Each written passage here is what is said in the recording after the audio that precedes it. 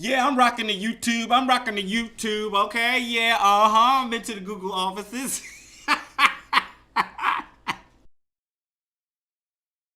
Hey, man, what's up? This is Robert Anton here, robertanton.com. I'm coming to you with your American Idol No Frills commentary from a singer.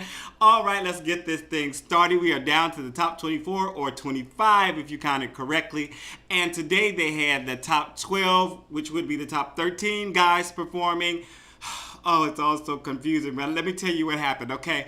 They got down to the top 24 and they decided they were going to bring a guy back. Most people thought they also going to bring a girl back, but so far they have not said anything about bringing a girl back. But they did bring a guy back, and that guy was the gentle giant Jermaine Jones. I just gave it away, right? All right, we'll start that out. They didn't tell that to us until the end of the show, so thank you very much. I did let you know. I didn't make you wait. So you should appreciate that, and you know what you should do? Thumb this up because I didn't make you wait, all right? They're finally starting with the live audience and with voting. The guys are up tonight. The girls are up tomorrow night on Wednesday night. They're going to do results on Thursday, and half of them are going home. That quickly, half are going home. 5 girls, 5 guys are going to be chosen by the live audience or, by public voting, and each judge is going to get to choose a contestant to save. So that will be 13 semifinalists. Lee Grimm was up first. They were doing little segments where they went home, and they were filming themselves as they went home and all that good stuff. And so each one went home to their own city. I might say them because I'm reading, and then again, I might not. So Lee Grimm up first went home to Wisconsin. He did Moves Like Jagger by Maroon 5. I said he did a very laid-back version on this. It was very, very jazzy. It was funny because they bleeped out a word, that's in the song, but it was such a long bleep. It seemed like he was singing it forever, and he might not have even sang the word, but they bleeped anyway. He did a little scatting, and he got on the drums for a few seconds. So he really, really turned this performance out for me. He also had a little microphone malfunction. His little mic pack came out, was dangling from his ear. He just picked it up, and kept on doing his thing. Just very professional, very at home on stage. Handled everything that was thrown at him or that he was supposed to do, and sounded good. He started out the show very, very well. Randy keeps comparing him to Casey Abrams, whatever. And the censors were late while Steven Tyler was talking because he said ass, and they didn't catch it until afterwards. They beeped afterwards.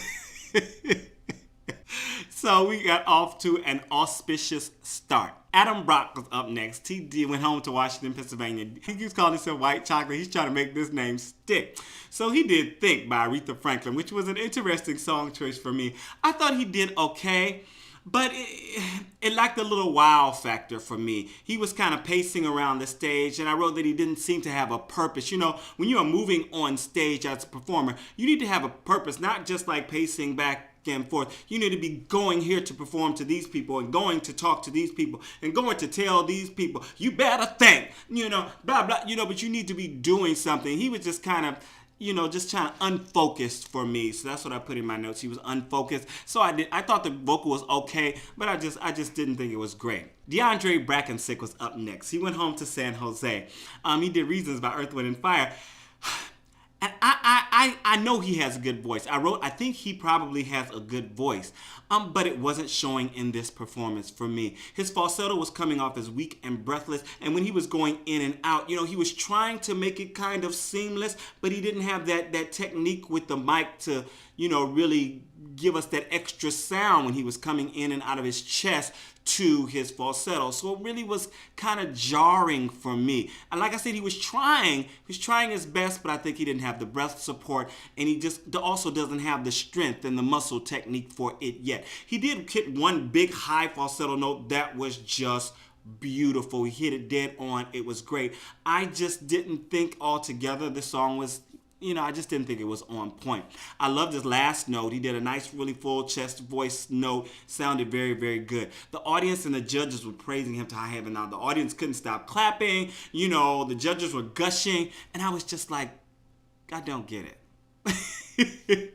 I know he's a very attractive 17-year-old boy and all this, the long flowing hair, and all that good stuff. But the vocals just just weren't there. And I wasn't getting a lot of the criticism. I wrote on Twitter that the judges weren't giving enough good critiques to the artists because there were a lot of things that were happening that they could have done better.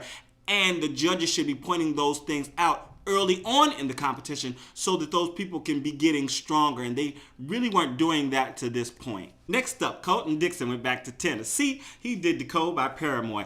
He started off at the piano. He said, I was going to surprise some people and this, that, and the other. I'm going to shock people and whatever. So it was very singer-songwriter, kind of thing, just sitting there doing his thing. He sounded good, sounded nice. Then he came away from the piano, and he kind of, the whole tempo and pace and everything of the song picked up a little bit, and he rocked out a little bit. He stood up on the piano and he finished on top of the piano, which I think was a surprise he was talking about, and it was interesting. It was nice to see him just get up and do his thing. The vocal was okay. I thought it was okay, and he did have some solid moments, but altogether, overall, I just thought it was okay. Jeremy Rosado was up next. He's from Florida. He went back to Florida, and he did Gravity. I liked him coming down the stairs. He was caressing his notes so good. It sounded really nice. Now, he had a little better chance working between what was going on in his voice, between his little passaggio and all that. He was doing very well, getting a nice sound out of his vocal. His big note was really good. I really enjoyed it. And some of the performance to me seemed a little bit breathy, but overall I thought that it was really good. So far in the performances, I thought it was probably the best vocal, and I thought it translated well. I just really felt like he was really connecting with me and with the audience. Aaron Marcellus was up next. He went back to New Jersey. He teaches voice in New York. Hey, we got to hook up, brother, when you get a chance, He did Never Can Say Goodbye by the Jackson 5. I wrote he had a nice, easy flow on this song. He really worked with the highs and the lows of it, and he had some great riffs. I mean, he was really on top of it. Plus, he had just a stellar last final note, and he just went up there and did his thing. The judges gave him a standing ovation, the first standing ovation of the night. Chase Likens went home to Huntington, West Virginia. He did Storm Warning by Hunter Hayes. Something seemed off in the very beginning. I don't know if it was the tempo or something that wasn't quite right, but then he was right into it. He picked it right back up. He got into the gist of the song. It didn't seem like a very rangy song. It seems like he was trying to do some extra things with it, and it just wasn't really gelling for me. But I thought he did pretty good with what he had. Creighton Fraker was next. He returned to New York City. He was walking the streets of my city here. He did True Colors by Cyndi Lauper. And he started out this sitting on the stool, And I wrote he had a very quirky sound quality. And it really, this was a good choice for him because Cyndi Lauper, of course, had that very quirky kind of thing going on too. So I thought it was a very good song choice, and he worked with it well. It had nice phrasing. He had a nice sound. I am not crazy about the tone of his voice, but I loved what he did with the song. I thought it was a really good performance. Phillip Phillips goes home to Georgia, and he did In the Night Air by Phil Collins. Let me tell you, I wrote he did a very slow, creeper version of this song. He had some prevalent sax in the background with it, and he was playing his guitar, right? The feeling of the performance to me was just kind of strange. I just the whole time I felt like it was just very creepy and ominous. I wasn't crazy about it. I thought the vocals were palatable. I wrote just creepy. J-Lo was already comparing him to Lauren Elena and Scotty McCreery, saying, oh yeah, we were talking about them this time during the season last year, and this season we're talking about you. So it seems like they're already kind of setting him up to go a long way. But I just didn't, again, I guess I didn't get it because I did not like the version of the song. Randy Jackson actually tried to give him a little constructive criticism, which I had been complaining about on Twitter that they weren't giving any, and the crowd, of course, was like, oh, boo, boo, boo, and he was like, no. But basically, J-Lo pointed out this, saying that maybe he should have stuck more to the melody instead of some of the other stuff that he was doing, and I would have to agree with that. It just didn't sit well with me, and it was just creepy. Tell me what you thought about it. Hee Jun Han. He goes home to Flushing, New York. Again, somewhere I am all the time.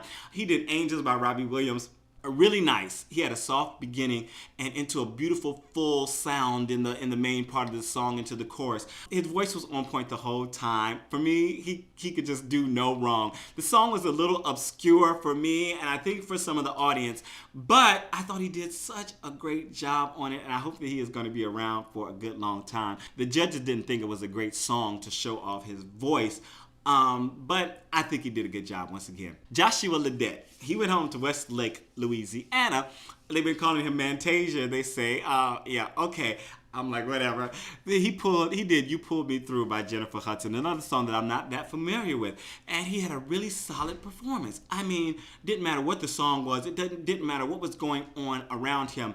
This man, he had such great presence and his notes and his presentations were great. He pretty much stood in one place and commanded the whole stage. He was there behind the mic just doing his thing, you know, doing a little this, just giving off energy, was going everywhere. He didn't have to do anything. He didn't have to go anywhere. He just let it all emanate from him. And all that energy was just, and the vocals were just the best so far of the night. And actually, after hearing the next contestant, the best vocal of the night, the best performance for me, the most touching performance for me of the night. And the judges gave him a standing ovation and were just gushing. He was wonderful. J-Lo said she wanted to punch him, right? And I was like, girl, throw a shoe at him. Because when you're in church, you know, somebody singing good, you know, if you have a fan, you want to throw your fan, you know, if you have a shoe or a sandal or something, you want to throw your sandal. You don't generally do that, but you know, you kind of give the little impression that you're going to throw it. I wanted to throw my shoe at the television because he sang that song, okay? And the person that they brought back, as I said, was Jermaine Jones. He went up last in the pimp spot. He did Dance With My Father by Luther Vandross. And I was just, they said they brought him back because he had this different, very low, very deep, rich tone, this bass tone, and he just does. I mean, he's such a tall guy. I mean, he reminds me of like a tree. He's got all of this stuff that reverberates through his body. Just a beautiful sound. I enjoyed it so much. Just the tone, again, when you talk about just someone he just has a special tone. He's making some crazy little faces. You know, he went from smiling to, you know, being intent, but just the beautiful sound to his voice. I love the sound of his voice. So like I said, so far they didn't say that they were going to have a wild card spot for the girls, so it'd be a big surprise if they did. The women are going up on Wednesday, and the results show will be on Thursday. I will be doing, again, commentary tomorrow night, if all goes well, and Thursday night. So stick around, come back and check with me. This is Robert Anton, robertanton.com. I'm out.